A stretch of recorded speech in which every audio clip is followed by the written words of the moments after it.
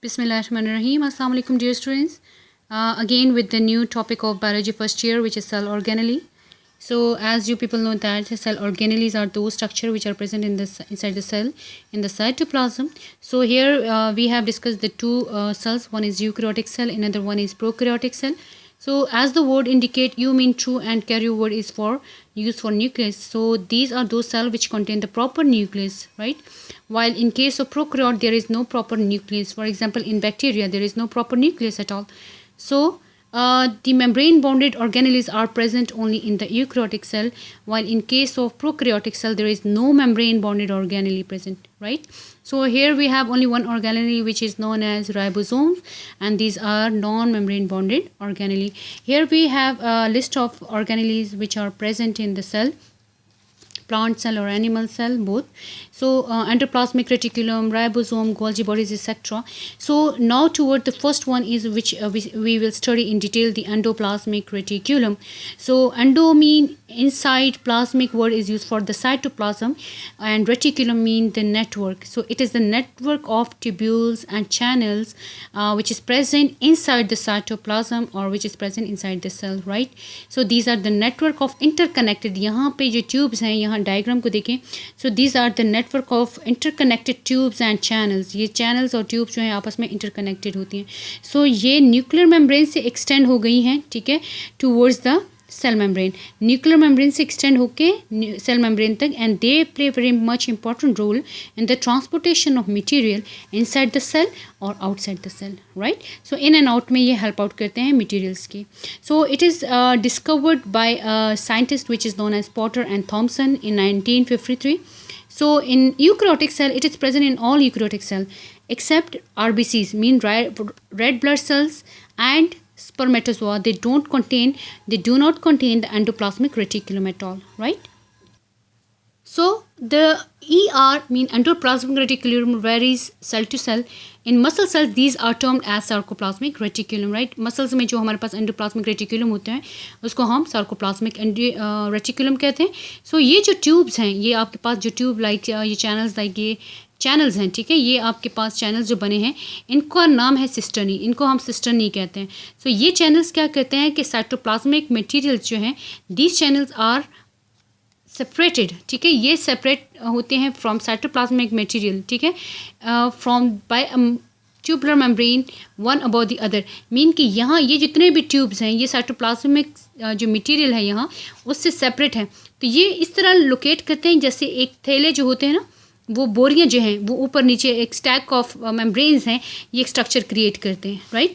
सो इनका function basically होता है ये लिपिड मेटाबॉलिज्म में हेल्प आउट करते हैं और प्लाज्मा मेम्ब्रेन भी बनाते हैं, ठीक है, यानी सेल मेम्ब्रेन बनाने में भी हेल्प आउट करते हैं. और एक अपना जो यूकैरियोटिक सिस्टम है, ये यूकैरियोटिक का जो एंडोप्लाज्मिक रेटिकुलम का जो सिस्टम है उसको भी एक्सटेंड करता है. मतलब ये एंडोप्लाज्मिक रेटिकुलम को भी मज़ीद एक्सटेंड करने में हेल्प आउट करता है. और इसका थर्ड मोस्ट इंपॉर्टेंट फंक्शन है कि ये कैल्शियम बैलेंस को मेंटेन करता है सेल के अंदर. Now we will discuss the types of endoplasmic reticulum.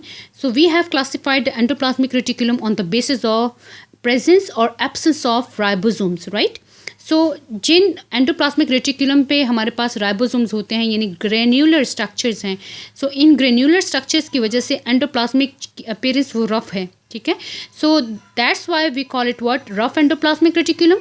On the other hand we have smooth endoplasmic reticulum जिनके ऊपर राइबोसोम अटैच नहीं है. वन थिंग आप लोगों ने इसमें याद रखनी है कि जो ये रफ एंडोप्लाज्मिक रेटिकुलम है ये न्यूक्लियर मेम्ब्रेन के इर्द गिर्द मतलब लोकेट करता है, इसका एरिया यहाँ पर है. एंड जो स्मूथ है वो अवे फ्रॉम द न्यूक्लियस है and towards the cell membrane हो गया, राइट? सो इनके अपने डेफिनेटली डिफरेंट फंक्शंस हैं और स्पेसिफिकली भी ये फंक्शन परफॉर्म करते हैं.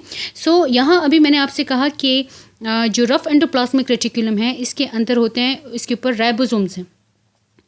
अब राइबोसोम्स का आपको पता है कि प्रोटीन फैक्ट्रीज हैं, यानी ये प्रोटीन्स बनाते हैं, ठीक है, प्रोटीन सिंथेसिस में हेल्प आउट करते हैं. अब ये प्रोटीन्स किस तरह अटैच हैं इस एंडोप्लाज्मिक रेटिकुलम के ऊपर? यहाँ पे हमारे पास एक ग्लाइकोप्रोटीन है, ट्रांस मेम्ब्रेन प्रोटीन है, ठीक है. तो ये राइबोसोम उसके ऊपर अटैच हो जाते हैं.